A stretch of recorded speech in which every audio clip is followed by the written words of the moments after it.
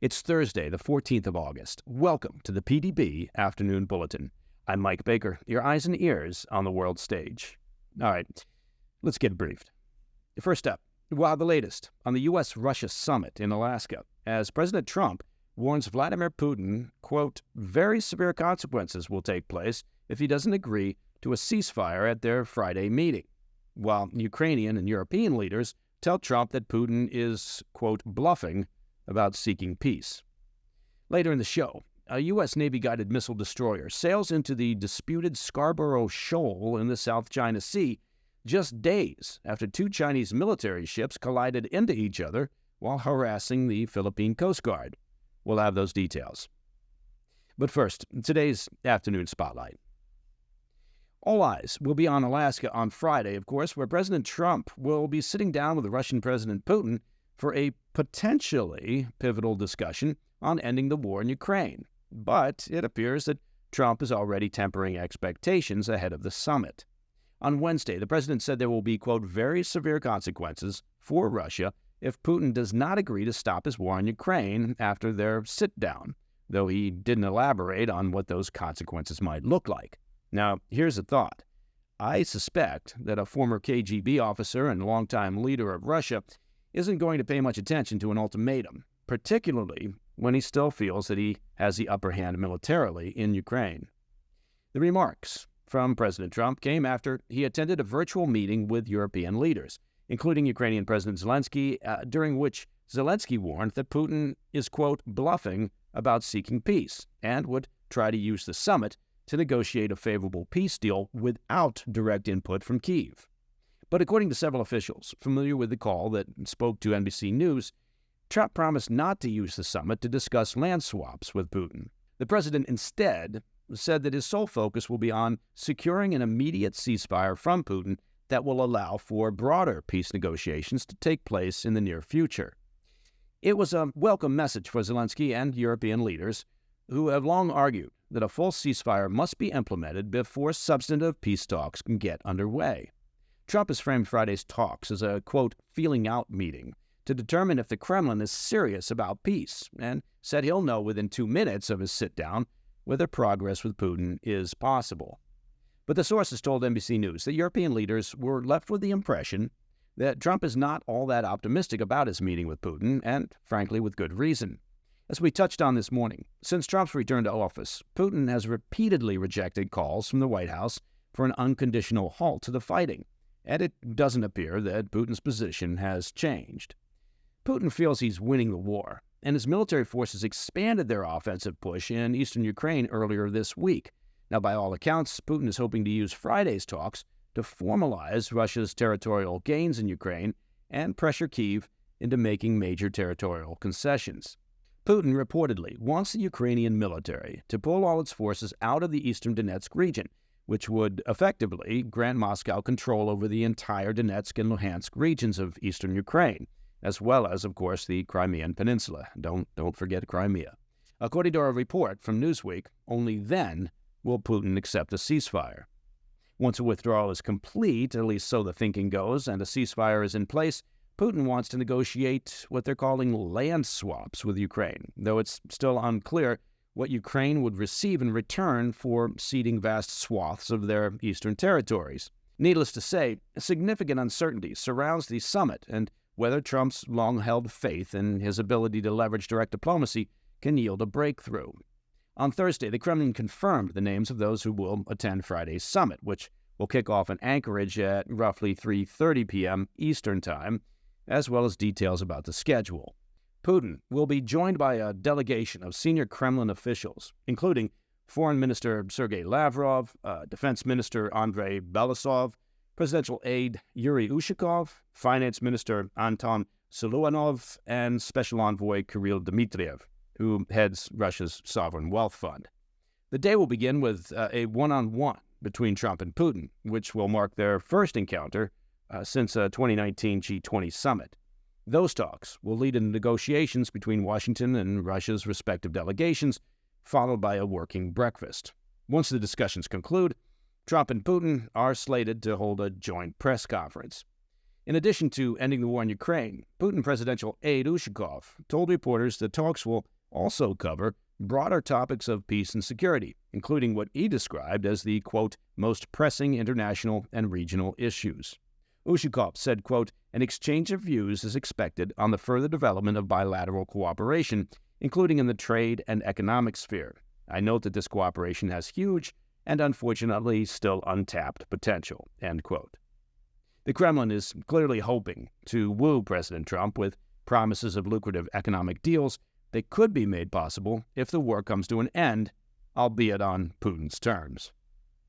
All right, up next, a U.S. Navy-guided missile destroyer sails into the disputed Scarborough Shoal in the South China Sea, prompting a warning from the communist Chinese regime. I'll be right back. Hey, Mike Baker here. Now, you've heard me talk about the excellent company Jacked Up Fitness and their amazing all-in-one home gym. It's a complete game changer for home fitness. And now I've got some more exciting news from Don and his excellent team at Jacked Up Fitness. Look, they know that many people are short on time and short on money, but still want to get fit. So now you can start your fitness journey for under $60 and in just 6 minutes each day. And for those of you of a certain age, stand by for a blast from the past. Introducing the all-new Shake Weight by Jacked Up Fitness. Remember this? 15 years ago, the original Shake Weight shook the world. Now the fitness legend returns, bigger, better, and built to perform. And why now, you ask? Well, it's a good time to ask. Because science has finally caught up with the importance of explosive power and fast-twitch muscle training. Look, something the Shake Weight delivers in a compact, powerful way for beginners, heavy lifters, and serious athletes alike. The spring-loaded weights on each end send shock waves of energy throughout your whole upper body, forcing your muscles to contract up to 240 times per minute. Now, beginners can tone and tighten their arms, shoulders, and chest. Lifters can prime their upper bodies in between sets and get that final burn, while athletes can sharpen reaction times and build explosive power for that competitive edge. Check out the Shake Weight. It's serious training made simple. So if you're looking for a fun way to jumpstart or supercharge your fitness routine, get the all-new Shake Weight by Jacked Up Fitness. Just go to jackedupshakeweight.com. Again, that's jackedupshakeweight.com. Welcome back to the Afternoon Bulletin. 2 days after a Chinese destroyer and a Chinese Coast Guard ship collided into each other while chasing a Philippine vessel, a U.S. Navy warship sliced through the heavily disputed Scarborough Shoal in the South China Sea in its first freedom of navigation operation there in at least 6 years. According to the 7th Fleet, the guided missile destroyer USS Higgins conducted the passage, quote, consistent with international law under the principle of innocent passage. Beijing, as you might suspect, saw it differently. Chinese state media claimed its forces, quote, tracked, monitored, warned, and expelled the Higgins, a statement flatly rejected by U.S. Navy Lieutenant Sarah Morrill, the fleet's spokeswoman, who called it false. She said, quote, the U.S. is defending its right to fly, sail, and operate wherever international law allows. Nothing China says otherwise will deter us, end quote. For those unfamiliar, the Scarborough Shoal sits about 140 miles west of the main Philippine island of Luzon and within the Philippines' exclusive economic zone. Rich fishing grounds make it a hotly contested region in the already volatile South China Sea. Although claimed by China, the Philippines, and Taiwan, it's been under Beijing's de facto control since 2012, enforced by a near-constant People's Liberation Army Navy presence. Notably, under international law, neither Beijing nor Taipei can impose the prior notification rules they demand for foreign warships. It's a restriction that Manila does not enforce. China's military accused Washington of violating its sovereignty.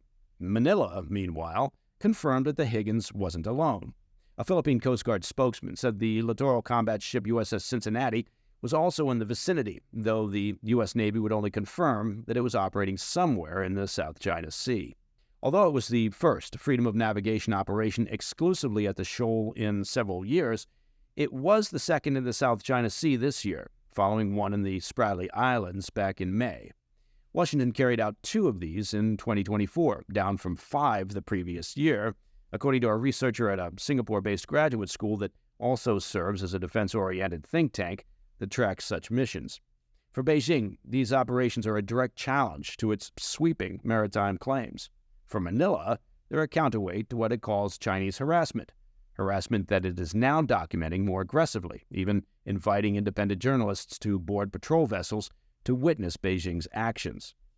Monday's collision sharpened those tensions. A Chinese destroyer and a Chinese Coast Guard ship slammed into each other near the shoal while pursuing a Philippine Coast Guard vessel, heavily damaging the bow of the China Coast Guard ship. In coverage that carefully avoided mentioning the destroyer's presence, Beijing's Global Times instead blamed Manila, and by extension Washington, for backing the Philippines militarily and accused the Philippines of engaging in, quote, dangerous maneuvers that allegedly endangered Chinese vessels. Chinese state media released a 26-second clip purporting to show reckless Philippine actions, but the footage, not surprisingly, did not capture the moment of the Chinese vessel's impact. The latest freedom of navigation operation underscores Washington's willingness to challenge Beijing's sweeping maritime claims as tensions in the South China Sea continue to mount.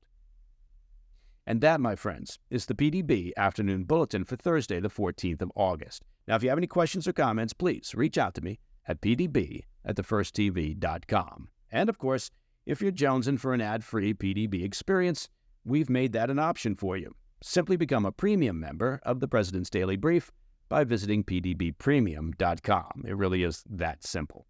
I'm Mike Baker, and I'll be back tomorrow. Until then, stay informed, stay safe, stay cool. Hey, Mike Baker here. Let me take just a moment of your time to talk about protecting your hard-earned assets. That's an important issue, right? Now, you've probably noticed out there in the big wide world that there's a little turmoil in the economy. Trade wars, tariff back and forths, a U.S. Federal Reserve that's at odds with the White House, uncertainty over employment numbers, volatile stock market. Well, you get the picture. At times like these, well, it's important to think about your assets and how to protect them. And one way to do that is through diversification. And I'm here to suggest that you consider diversifying with gold from the Birch Gold Group. They're the precious metals specialists. Look, for decades, gold has been considered a safe haven during times of economic stagnation or global uncertainty. And Birch Gold makes it incredibly easy for you to diversify some of your savings into gold. If you have an IRA or maybe an old 401k, you can convert that into a tax-sheltered IRA in physical gold. Or, like a lot of people, you can just buy gold to store safely at home.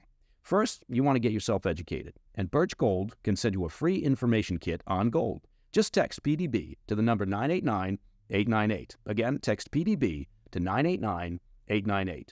Consider diversifying a portion of your savings into gold. Again, text PDB to 989-898. Hey, thanks for tuning in. If you enjoyed this video, don't forget to hit that like button and leave a comment, a really positive, nice, and kind comment. That would be appreciated. And if you're not already subscribed to our channel, make sure to subscribe and turn on notifications so you don't miss any of our daily updates.